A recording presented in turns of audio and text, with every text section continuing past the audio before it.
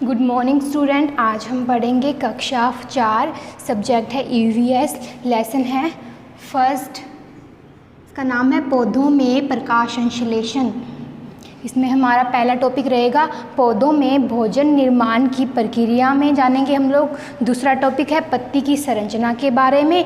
तीसरा टॉपिक है प्रकाश संश्लेषण में उपयोग किए जाने वाले विभिन्न पदार्थों के बारे में।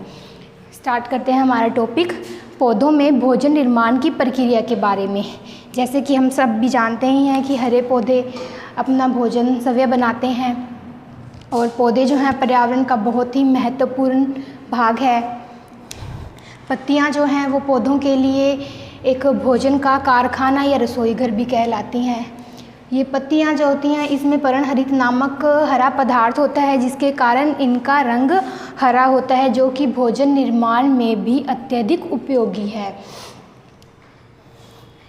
पत्ती के साथ साथ ये है जड़। जड़ भी भोजन निर्माण में उपयोगी है। कैसे?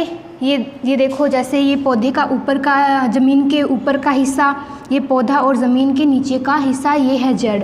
जड़ क्या करती है? पौधे से खनिज लवण को अवशोषित करती है। ये जो जड़ें हैं, जड़ के ऊपर छोटे छोटे महीन धागे के समान रेशे होते हैं। ये जो रेशे हैं ये क्या करते हैं कि खनिज लवण उनको अवशोषित करते हैं। फिर तना क्या है, मिट्टी पर वृद्धि करता है और फिर जड़ शाखाओं के माध्यम से पौधे के विभिन्न हिस्से जैसे फल, फूल, कली या शाखा, पत्ती इन तक भोजन को पहुंचाने का कार्य करते हैं। क्या करते हैं? जड़ से खनिज लवण को अवशोषित करते हैं। अवशोषित करने के बाद तना मिट्टी पर वृद्धि करता है। वृद्धि करने के बाद जड़ तने के माध्यम से भोजन को पौधे के विभिन्न हिस्सों तक पहुंचाने का कार्य करता है। हिस्से कौन से हैं? जैसे पत्ती, शाखा, फल, फूल, कली, ये है फूल, इन सभी तक पहुंचाने का कार्य करते हैं। दूसरा टॉपिक रहेगा अपना पत्ती की संरचना के बारे में। हम पत्ती की संरचना के बारे में जानेंगे। हम एक डायग्राम बना लेते हैं पत्ती का।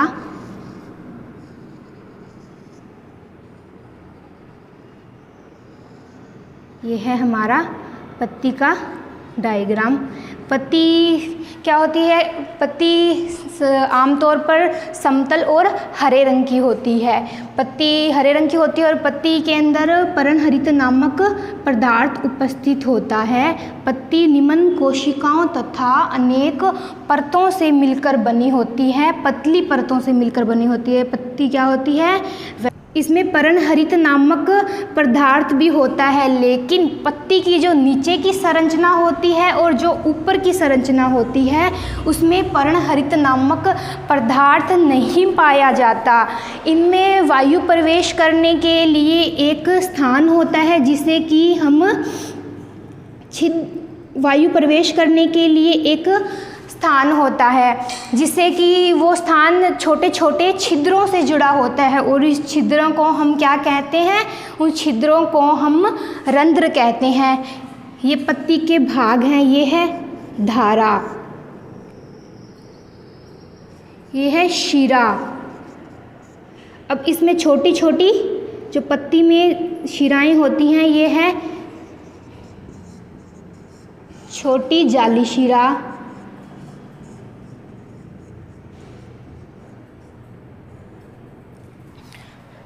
अब ये जो वायु के लिए जो स्थान होता है वो जो यहाँ जो वायु के लिए स्थान होता है वो छोटे छोटे छिद्रों से मिलकर बना होता है और उस छिद्रों को हम क्या कहते हैं?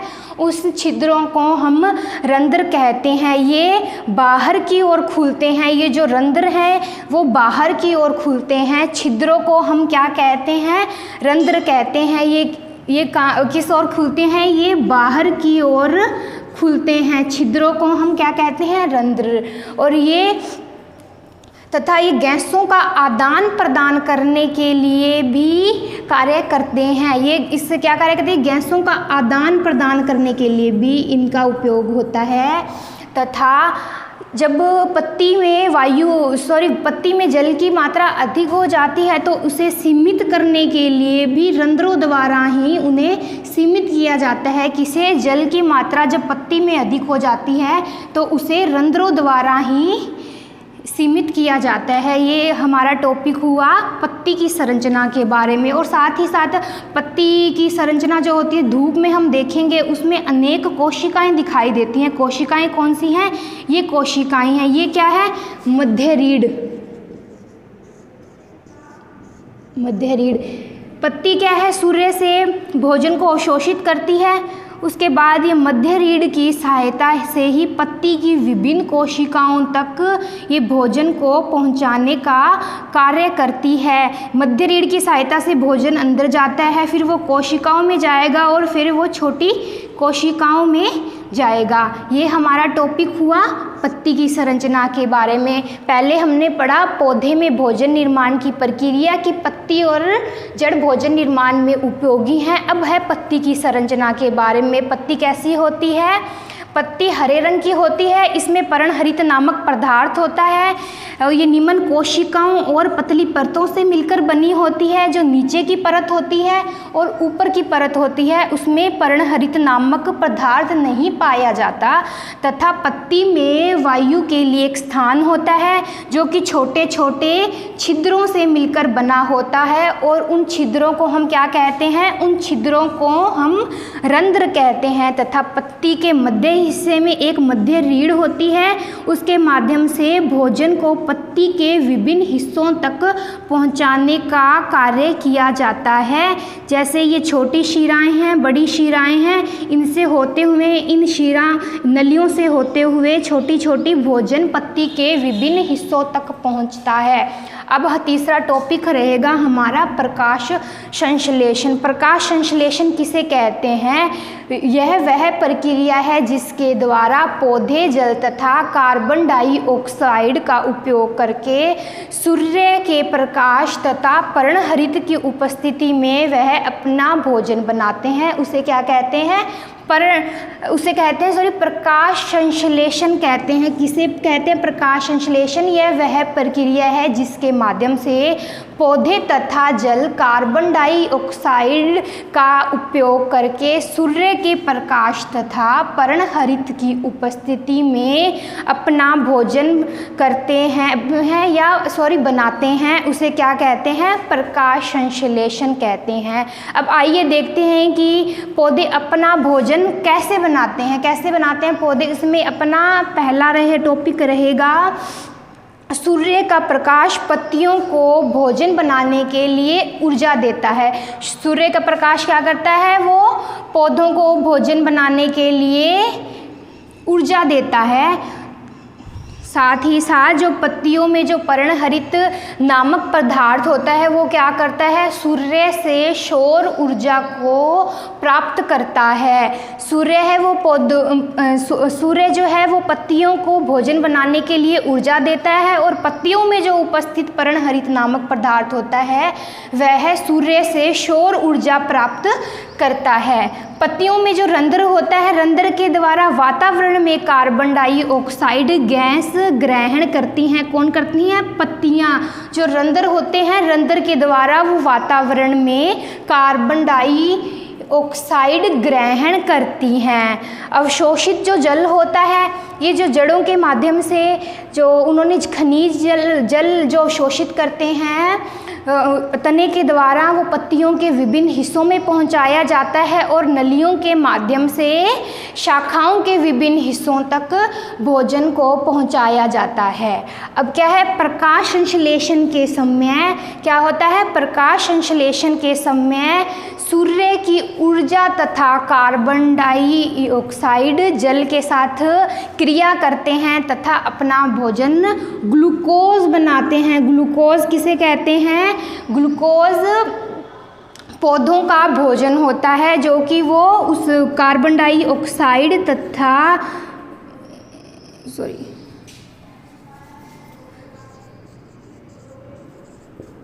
ग्लूकोज वो क्या करते हैं, कार्बन डाइऑक्साइड गैस तथा जल के साथ क्रिया करते हैं और उसके बाद वो क्या करते हैं, पौधों के लिए उनका भोजन ग्लूकोज बनाते हैं तथा वायु में ऑक्सीजन मुक्त करते हैं। वो ग्लूकोज बनाते हैं तथा उसे वायु में ऑक्सीजन मुक्त करते हैं। अब ग्लूकोज नलियों के द्वारा पौधे के विभिन्न भागों तक ले जाया जाता है। क्या करता है, वो नलियों के द्वारा, नलियाँ कौन सी होती हैं, ये जो जड़ के अंदर तथा तने के अंदर छोटी छोटी लाइनें आपको दिखाई दे रही हैं, ये हैं तने के बाद ये शाखाएं, शाखाओं में ये जो छोटे छोटे हिस्से होते हैं वो होते हैं नलियाँ। उनके माध्यम से जो उनका वो ग्लूकोज बनाया गया है जल के साथ तथा जल के साथ क्रिया करके जो भोजन बनाया गया है ग्लूकोज, उसे पौधे के विभिन्न हिस्सों तक पहुंचाया जाता है। किसके माध्यम से, नलियों के माध्यम से पौधे के विभिन्न हिस्सों तक पहुंचाया जाता है। ये तने जल हिस्से कौन से हैं, तने जल शाखाएं फूल पत्तियां, ये हैं पौधे के हिस्से। इन तक भोजन को पहुंचाने का कार्य किया जाता है तथा भोजन को एकत्रित किया जाता है। पालक, अनानास, अनार तथा अखरोट, फूलगोभी आदि कुछ इनके उदाहरण हैं। ये कुछ सब्जियां हैं जिनको उदाहरण के द्वारा बताया गया है कि ग्लूकोज पौधे के हिस्से में एकत्रित होता है, उसके बाद कैसे वो भोजन बनता है।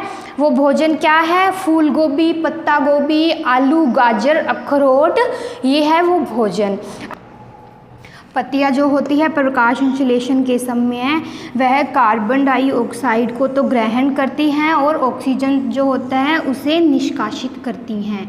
तो ये हुआ हमारा प्रकाश संश्लेषण में उपयोग किए जाने विभिन्न पदार्थों के बारे में हमने पढ़ा। अब हम पढ़ेंगे अहरित पौधे। अहरित पौधे क्या होते हैं? अहरित पौधे